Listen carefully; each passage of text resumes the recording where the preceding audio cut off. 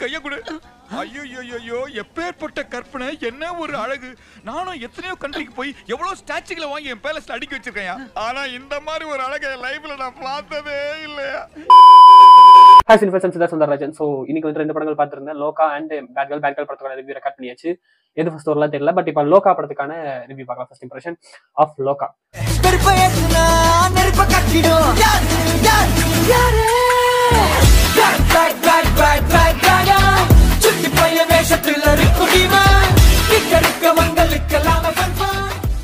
லோகா வந்துட்டு நிறைய டேர்ம்ஸும் சொல்லியிருந்தாங்க, நிறைய விஷயங்கள் ரொம்ப இதாகவும் இருந்துச்சு, ரொம்ப அழகா இருந்தது படமே.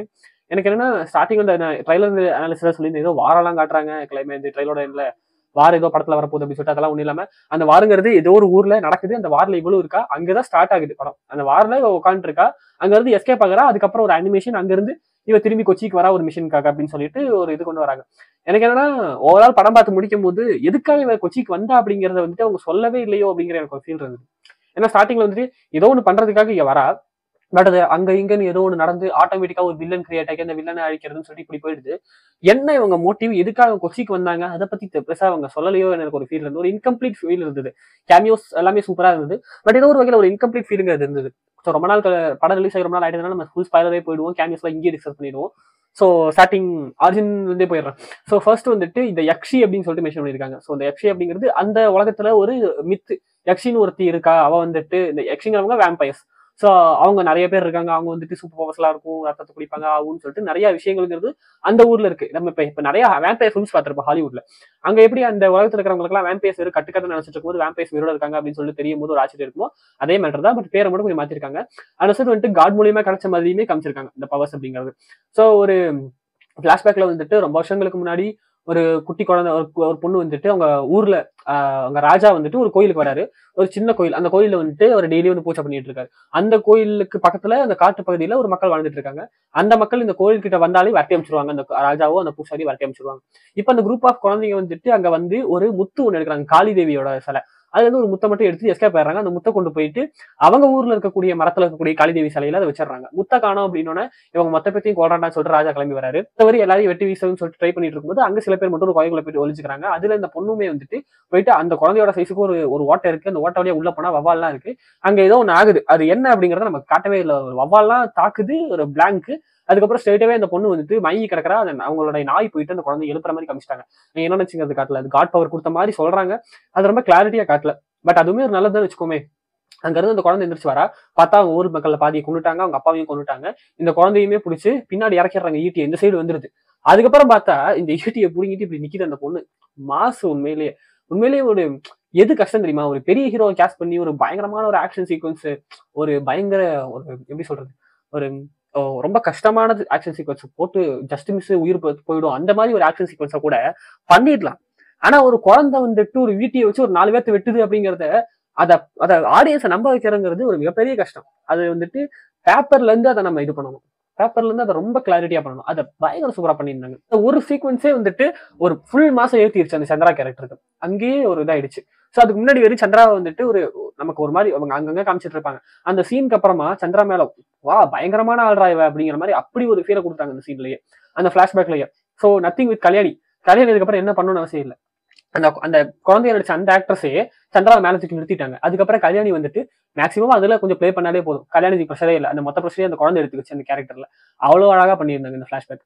அதுக்கப்புறமா அங்க இருந்து அந்த பொண்ணுதான் சந்திரா இத்தனை விஷயங்கள் உயிரோட இருக்கா, அந்த வேம்பயர் பவர்ஸ் அங்க இருந்து கிடைச்சது, நிறைய விஷயங்களுக்கு போகுது, ரொம்ப அழகா இருந்தது. ஒரு மிஷினுக்காக எதுக்கோ வரா கொச்சிக்கு அங்க வந்து நெசன் மீட் பண்றா, நெசன் சன்னிங்கிற கேரக்டர் பண்ணியிருக்காரு. 2 பேரும் அப்படியே ஒரு லவ் இன்ட்ரெஸ்ட் அப்படியே உள்ள வருது. அதுக்கப்புறம் வந்துட்டு அந்த ஊர்ல போலீஸ் ஆஃபீஸர், ஒரு தமிழ் போலீஸ் ஆஃபீஸர் இருக்கக்கூடிய நாச்சியப்பன் அப்படிங்கிற சாண்டி, அவர் வந்துட்டு முன்னாடி இருந்தே இந்த பிரச்சனைக்குள்ள ஏதோ ஒண்ணு வந்து போய்கிட்டு இருக்கும்போது அங்க ஒரு பிரச்சனை வருது இவங்களுக்குள்ள. அதுல இவருடைய சந்திராவுடைய வீட்டுக்குள்ள வந்துட்டு ஏதாவது இருக்கா, இவ மேல சந்தேகமா இருக்கு அப்படின்னு சொல்லிட்டு சாண்டி உள்ள வரும்போது சந்திராவுக்கும் இவருக்கும் நடக்கிற அந்த ஃபைட்ல இவ வந்துட்டு சந்திரா வந்துட்டு அவரை கடிக்க அவன் வந்துட்டு பாதியில எஸ்கேப் ஆயிடுவான். சோ ஒரு விஷயம் மட்டும் சொல்லியிருப்பாங்க, ரொம்ப ஹெல்தி பாடியா இருந்துச்சு அப்படின்னா நான் கடிக்க இது ஒரு வைரஸ்ங்கிற மாதிரி சொல்லியிருப்பாங்க. அதாவது அவங்களுக்கு புரியணும் அப்படிங்கிறதுக்காக.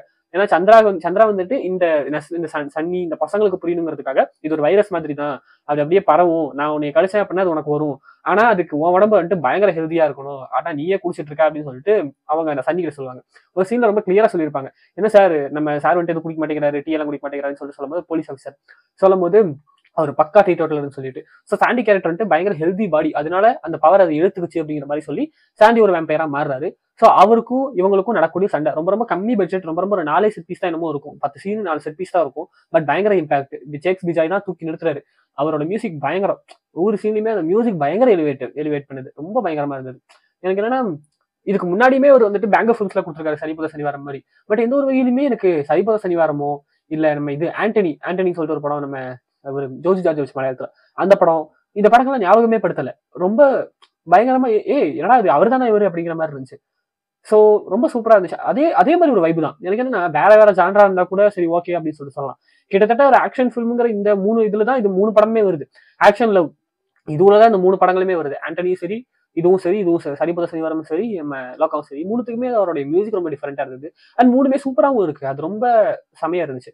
அண்ட் நம்ம டேரக்டரோட பிரில்லியன்ஸுமே கூட. ஏதாவது ஒரு நான் சூப்பர் ஹீரோ படம் பண்றேன் அப்படின்னாலுமே அவங்களுடைய அந்த ரூட் மலையாளம் ஸ்ட்ரக்சர் அதை மாத்தாம அதை முழுக்க டிராமாலேயே கொண்டு போறது, அது உள்ள ஃபன்னை வைக்கிறது அழகா, அது ரொம்ப சூப்பரா இருந்துச்சு. ரொம்ப அழகா இருந்தது. அண்ட் கிளைமேக்ஸ் பிட் அது ஒரு என்னடா டக்குன்னு இப்படி ஆயிடுச்சு அந்த மாதிரி தான் இருந்துச்சு. ஈஸியா கொண்டுட்டாங்க வில்லனே அப்படிங்கிற மாதிரி. பட் அதுக்கப்புறம் கொஞ்சம் விஷயங்களுக்கு அது வேணும் அப்படிங்கிற மாதிரி போயிருக்காங்க. அவர் இப்பதானே வேம்பயரா மாதிரி இருக்கான்னு சொல்லிட்டு வேம்பயர்ஸ் வந்துட்டு பவர்ஸுமே சொல்லியிருக்காங்க, பறப்பாங்க, என்னென்னமோ பவர்ஸ் இருக்கும், வித்தியாசமான பவர்ஸ் இருக்கும். ஆனா ரொம்ப சிம்பிள் தான். ஹார்ட்ல குத்திட்டீங்கன்னா செத்து போயிடுவாங்க. ரொம்ப சிம்பிளான ஒரு இதுதான். வெயில் தாங்காது, ஹார்ட்ல குத்திட்டா செத்து போயிடுவாங்க. அண்ட் ஏதாவது காயப்பட்டுச்சு ஏதாவது ஒன்று ஆயிடுச்சுன்னா ரத்தம் குடிக்கணும். ரத்தம் குடிச்சா சரியாயிடும். வீட்டுக்குள்ள வந்துட்டு ஓ நெகட்டிவ் பிளட்ஸை அப்படியே ஒரு இதா வச்சுட்டு இருப்பா, ஃப்ரிட்ஜில் வச்சிருப்போம். ஓ நெகட்டிவ் பிளட்ஸ் தான் பியூரஸ்ட் பிளட் அப்படின்னு சொல்லிட்டு. ஸோ இவங்க எப்படி பிளட் எடுக்கிறாங்க அதெல்லாம் தெரியல, அதெல்லாம் சொல்லலை. பட் அந்த பிளட்டை குடிச்சா அவளுக்கு வந்துட்டு ஹீல் ஆயிடும். ஸோ அப்படி ஒன்று காமிச்சிருக்காங்க. அண்ட் சாண்டியும் ரொம்ப சிம்பிளா கொண்டுட்டாங்க. ஒரு நெஞ்சில் குத்தி அவ்வளவுதான். ஹார்ட்ல குத்துனா வேம்பையர் இறந்து போயிடுவாங்கன்னு சொல்லிட்டு. பட் இருந்தாலுமே அங்க அந்த கேரக்டர் எப்படி நிக்குதுன்னா, ஹார்ட்ல குத்துனா இறந்து போயிடுவாங்க அப்படிங்கிற மாதிரி இருக்கும்போதும் இத்தனை வருஷங்கள் இந்த கேரக்டர் உயிரோட இருந்திருக்கா அப்படிங்கிறதே ரொம்ப எலிவேட் பண்ணுது. அண்ட் ஒரு சின்ன பிளாஷ்பேக்கோடைய ஃபோர் ஷேடோவிங், நசலோட ஒரு நசல் வந்துட்டு ஒரு ரொம்ப கோட் சூட் போட்டு ஒரு அந்த காலத்து ஆள் மாதிரி ஒரு போட்டோ பார்த்தா அவ சொல்றா, இது என்னைய மாதிரியா இருக்கு அப்படின்னா, இவன் என் பாய் ஃப்ரெண்டு 1902ல அப்ப வந்துட்டு இவனை லவ் பண்ணிருந்தேன். அப்ப பிரிட்டிஷ் ஆளுங்க வந்துட்டு என்னை கொல்ல வந்து இவன் செத்துட்டான் அப்படின்னு சொல்லிட்டு. ஸோ இது ஒரு மறு ஜென்மம்ங்கிற மாதிரி நம்ம எடுத்துக்கலாம். அழகா அப்படி ஒரு கணக்கு கொடுத்திருந்தாங்க. பட் என்னங்கிறது தெரியல. அண்ட் நீங்க இது எப்படி கண்டினியூ பண்ண போறாங்க அப்படிங்கிறது தெரியல. படத்தை கேமியோஸ் பொறுத்த வரைக்கும் துல்கரோட கேமியோ ரொம்ப அழகா இருந்தது. ஷாபின் ஒரு கேமியோ கொடுத்திருக்காரு. அவர் என்ன மாதிரி கெட்டவரா என்ன ஏதுன்னு சொல்லிட்டு தெரியல. மேக்ஸிமம் அதெல்லாம் டீட்டெயிலுக்காக காட்டல. ஸோ முன்னாடியே காமிச்சிருந்தாங்க. படத்தோட நடுவுலயே வந்துட்டு ஒரு இந்த சேஃப் ஹவுஸ்க்குள்ள போகும்போதே துல்கர் வந்துட்டு அங்க உட்காந்துருப்பாரு. நான் பல பேர்த்த கொண்டுட்டு அங்க பாடிஸ் கிடக்கும், சுத்தம் பண்ணிட்டு இருப்பாங்க. உள்ள துல்கர் வந்துட்டு கோவத்தோட கண்ணை மட்டும் காட்டுவாங்க. ஸோ அங்க என்ன நடந்தது, அந்த ஃபைட் என்ன நடந்துச்சு அப்படிங்கறத post credit scene, mid credit சீன்ல வச்சிருக்காங்க. அண்ட் டொவினோவுமே இந்த டொவினோட ஃபைட் ரொம்ப அழகா இருந்தது. ஒரு மேஜிக்கலா அவர் வந்துட்டு பல ரூபங்களுக்கு மாறி எல்லாரும் ஒரு இதா பண்ணி மிஸ்டீரியோ மாதிரி ஒரு ஃபைட் வந்துட்டு கிரியேட் பண்ணியிருந்தார். ரொம்ப அழகா இருந்தது. அதுல ஒரு ஃபன்னா ஒரு வந்து அதுக்கப்புறம் அவர் திரும்பி கிரெடிட் சீன், போஸ்ட் கிரெடிட் சீன்ல வந்து அவருக்கு வந்து 381 ஏதோ பிரதர்ஸ் இருக்கிற மாதிரி சொல்றது, அதுவுமே செமையா இருந்தது. எனக்கு என்னன்னா ஒரு நல்ல ட்ரை அப்படின்னு சொல்லலாம். ஒரு நல்ல ட்ரை. பட் இட்ஸ் என்னன்னா ரொம்ப ரொம்ப சூப்பரா இருக்கு. இட்ஸ் நாட் தட் பேட் அப்படிங்கிற மாதிரி இருந்துச்சு.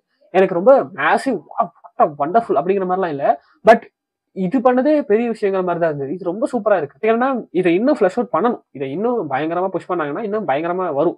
அண்ட் ஆல்சோ இது நிறைய தடவை ரீவாச்சபிள் ஒர்த்து தான். அண்ட் தியேட்டரிக்கல் ஃபிலிம் தான், தியேட்டரிக்கலாவுமே இது ஒர்த்து, ரீவாச் ஒர்த்து தான். ஒரு வேலை வந்துட்டு நான் திரும்ப பார்க்கும்போது எனக்கு வேண்டி இன்னும் கூட ரொம்ப பிடிக்கலாம்.